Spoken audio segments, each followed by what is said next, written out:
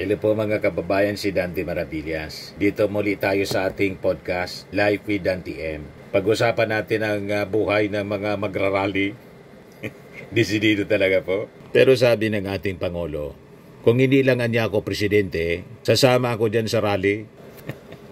Kaisa, mga kababayan yung ating Pangulo sa pinaglalaban ng ating mga mamamayang Pilipino na galit sa korupsyon. Siya mismo, galit na galit siya mga kababayan sa korupsyon. Kaya nga tinawag niya itong mga involved dito sa korupsyon mga kababayan sa flood control. Mga balasubas niya. Wala tayong sasantuhin dito sa mga balasubas na yan. You see? September 21 rallies against corruption set on 2 Metro Manila locations. Linawin natin, ito pong grupong ito walang sisigaw dyan. Walang magsisigaw dyan ng Marcos resign. Hindi yan. Magagalit sa kanila yung ating mga mamamayang Filipino pag ang isisigaw nila dyan Marcos resign. Wala yan suporta sa ating mga kababayan. Kasi po, malinaw na ang nag-expose ng korupsyon at nangunguna sa pagpaimbestiga sa korupsyon yung ating Pangulong Bongbong Marcos mismo. Kaya, hindi tama na Marcos resign. Kahit yung mga placards nila na may nakasulat na Marcos singilin, hindi yon allowed. Kaya kung may sisigaw, siyempre, may mga infiltrators. Kung may mga sisigaw dyan ng Marcos resign, hindi yon kasama sa organizers. Nilinaw yon sa press con mismo. Walang ganong agenda. And it is peaceful. Kaya yung mga nanggagatong po sa pagkakaroon ng tulad ng Indonesia at Nepal, it is discouraged mga kababayan. Malinaw sa deklarasyon ng multi-sectoral group, itong tinawag nilang trillion peso march. Mga civil society groups, mga estudyante, mga religious organizations, Catholic Church, Protestant, sila yan mga kababayan. So sabi dito, the protest date September 21 also marks the 53rd anniversary ng declaration ng martial law ng ating dating Pangulong Marcos Sr.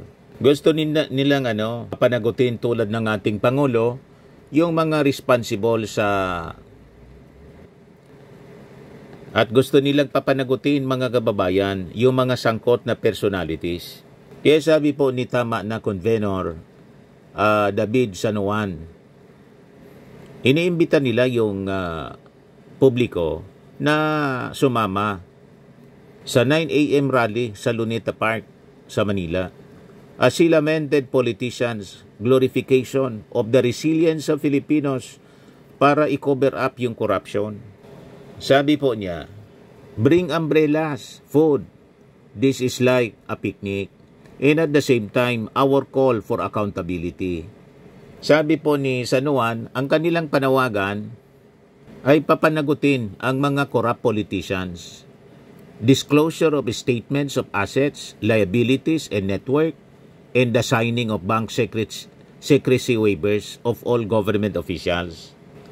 Sabi po niya, kumuha na rin sila ng permit sa Manila City Hall, and we expect that we will be allowed, and we will have coordination because they know this is very important to the public, and we believe that they won't hinder our right to freely express ourselves. Bilo po kayo na magsisigaw. Sabi mismo ng ating Pangulo, sigawan na niya ninyo.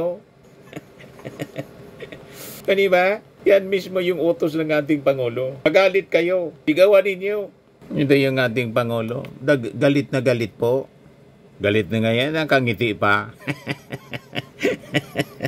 Ganon yung ating Pangulo, mga kababayan. Hindi siya tulad ng ibang Pangulo na pag nagagalit, nagmumura, nagbabanta. Yung ating Pangulo po, level lang siya. May tawa ng frustration kasi po. Iba-iba kasi po yung laughter. Diba? Tinawag pa nga pong balasubas ng ating Pangulo. Ginagawang politika na naman. Tinawanan na lang yung pamumulitika. That's what we wanted to do. Remove it from politics. Don't politicize this. It's simple numbers dito. Pinopolitika yung kanyang kampanya. Magkano ang ninakaw na pera ng mga balasubos na ito? O, di ba? Magkano niya ninakaw ng mga balasobas na to? Yun na. Yun ang pinakamabigat na mga pananalita ng ating Pangulo. At suportado niya yung rally. That's what we need to know. That's what we need to fix. And as a matter, now that you bring it up,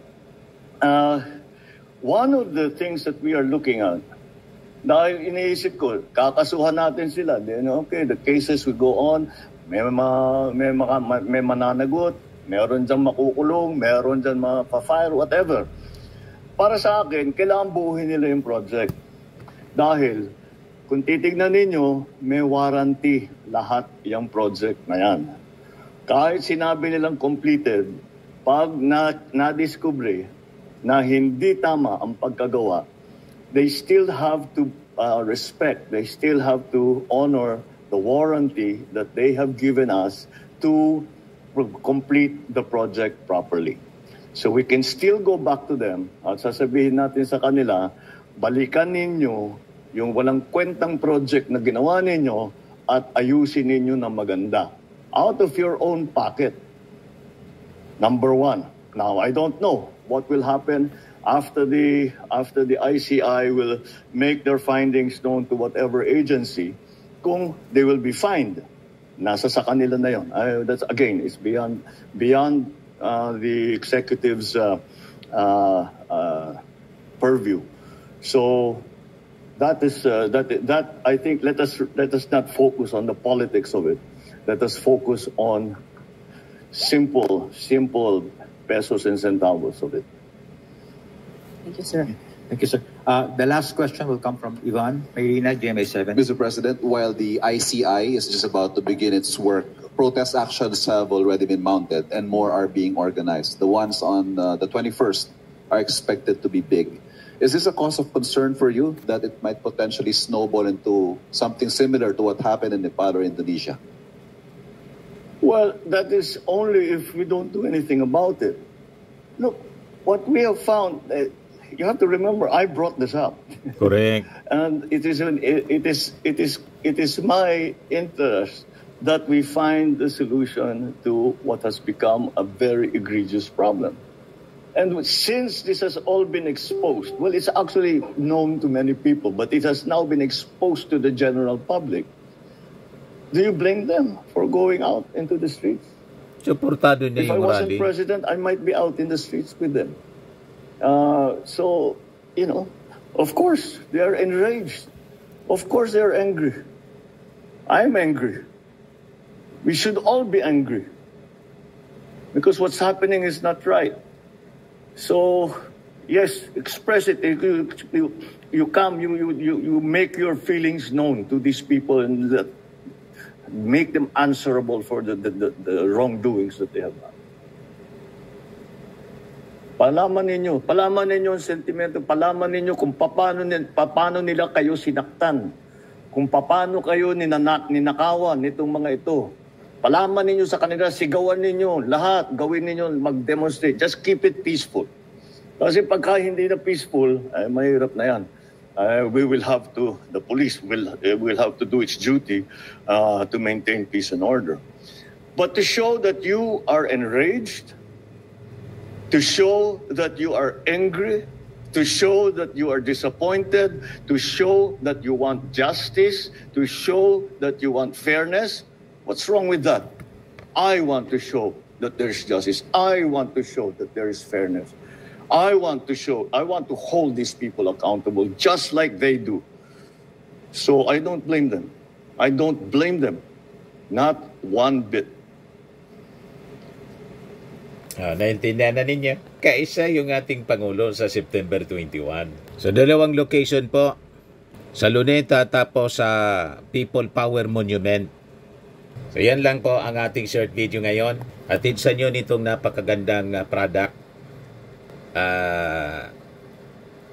I am worldwide amazing pure organic barley powdered drink mix from Australia. Yung mga gusto mag-order nito po, mag-message na lang po kayo sa akin. Sa messenger ko po sa Facebook. Yung mga gusto magpa-orient nito for business inquiries sa aking anak po, Riz Maravillas. So lagi nating tatandaan sa buhay, you become what you believe. Bye-bye po.